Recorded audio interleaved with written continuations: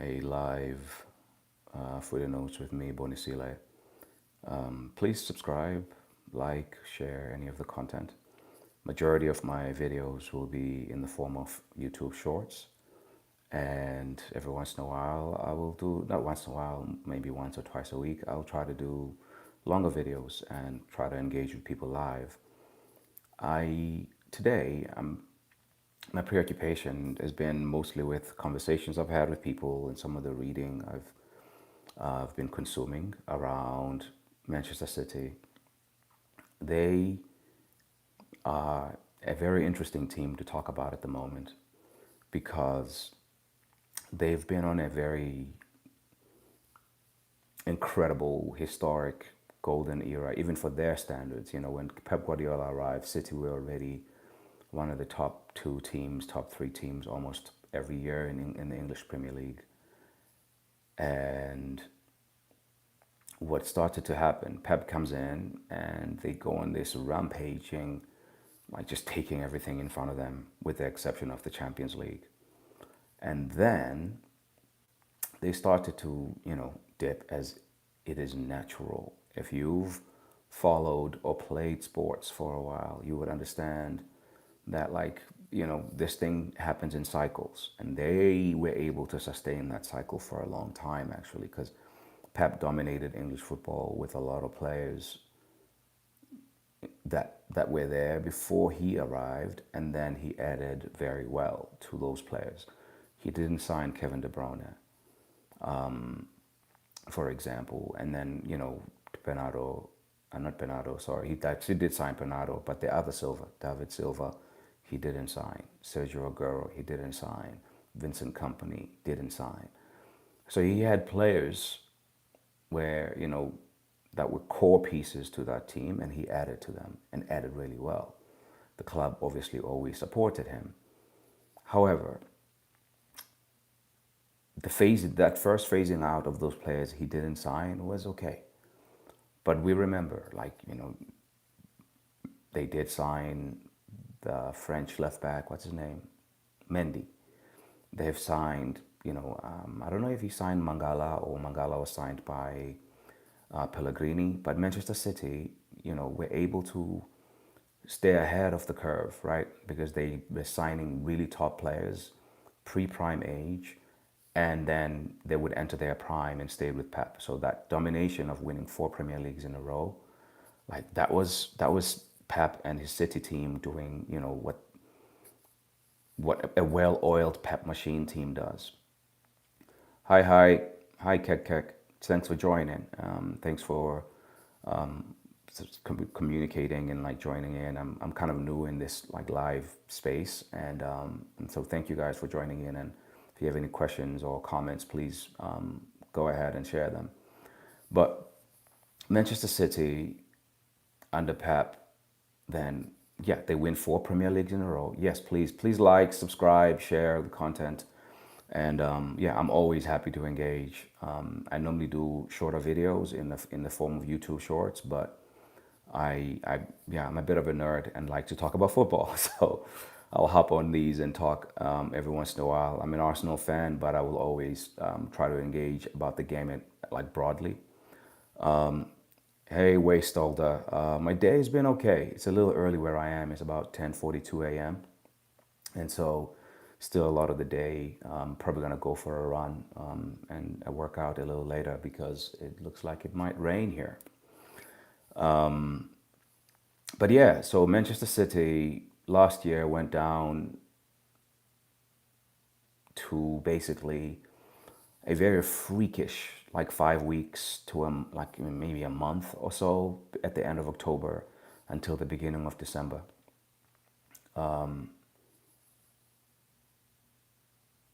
Collaborate with other Arsenal YouTubers, man. You have potential. Thank you, Jumbo Jumbo.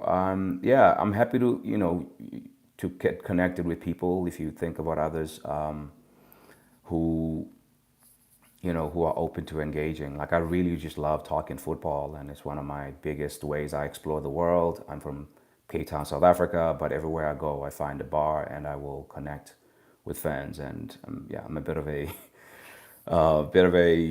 nomad like that. But yeah, I am always happy to engage about footy. And I've started to do this since the COVID year, but then slow down a little bit when I was busy with work stuff. And I was like, I need to do a bit more of this. I find it to be cathartic. It's a good way to process with people and to connect with people about a game that affects, funny enough, a lot of people's lives. We're grown folks, but the child in all of us kind of like becomes alive when we watch your favorite team, favorite player, and all that kind of stuff. And I'm always here for a good conversation. So anyway, like that month is basically what made Manchester City's season seem skewed, is because they went through a stretch of like 7 games where they lost 6 and drew 1. And before that, they were basically on par with Arsenal, Chelsea, and after that, they were pretty much the same. And they finished the season third.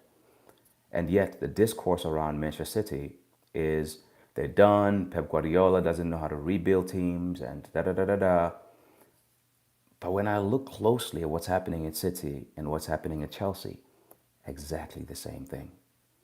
These are two clubs who are buying a lot of young players to rebuild for the long term. I don't know if City will do what Chelsea is doing as a seller, but they're basically the same project. City, after that typical winter, they went in January and bought a young player from Brazil, Vitor Reis. We haven't seen him. They bought Kuzmanov, center back. I think his name is Kusanov. They bought Mamouche. They bought several other players, including Nico Gonzalez. I think they bought like 6 players in January. And then they continued. All of these guys are not home run purchases. The kid from France, he's not a home run purchase. He might turn into Riyad Mahrez 2.0, Cherokee. They've bought a lot of players who are not ready-made prime age players. However, the conversation around them would have you believe that City are done and that they are, they've been found out. Pep Guardiola's tactics all of a sudden, they will never work again and blah, blah, blah. But actually, and I'm not here, I'm an Arsenal fan. Many of you who've watched me talk will know this. But I'm not buying that Manchester City are all of a sudden garbage, but they are also not going to be the team that they were when they made 100 points in the Premier League. That team is probably like once in that 2 to 3 year period that City had, that's probably once in like 50 years that we will see something like that. And maybe this was going to age like milk in 10 years, and maybe teams are going to be making 100 points all the time.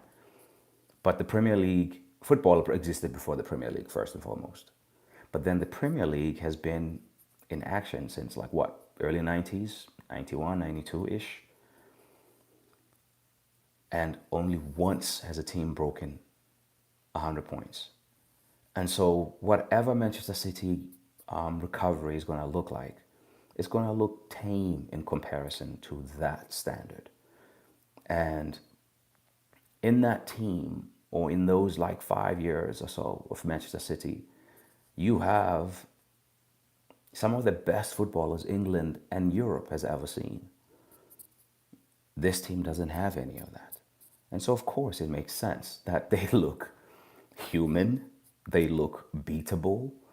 But I'm not going to overreact to them losing to Tottenham Hotspur, because even in those years when they were dominating English football, Tottenham Hotspur finds a way to go to Manchester and do one over City. This is not new.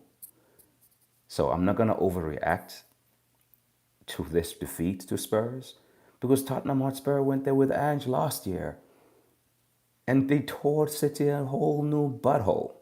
So yeah, I don't know. Like I understand, like we're fans and it's always nice to get content that punches people in the face with like hyperbole and, big conclusive statements and declaratives and things like that. But I don't know. Like maybe I'm being a wet blanket here, but I just think Manchester City are not as bad as many people will have you believe, and the season will show that.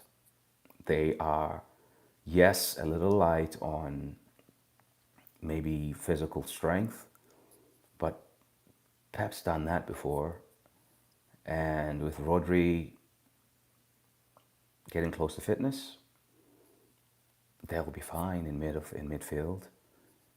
They still have some big boys at the back. They still have Ruben Diaz. They still have that Croatian kid. His name escapes me right now. Guardiol. They still have, the bones of what makes a good team. So, long story long, I'm interested to hear from you guys, like what your thoughts are on this. But like, for me, I actually think Pep and City will be fine, and I think you laugh at them at your own peril. I'm not gonna fall into that. I'm never ever going against Pep Guardiola and figuring out a footballing problem. He's one of the best, if not the best, we've seen from the dugout. Anyway, please share, subscribe, comment, and give me feedback. Constructive feedback is always welcome.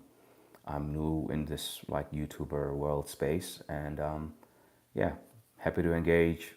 And yeah, please share, subscribe, like, all the good stuff. And yeah, I'll talk to you soon. Cheers.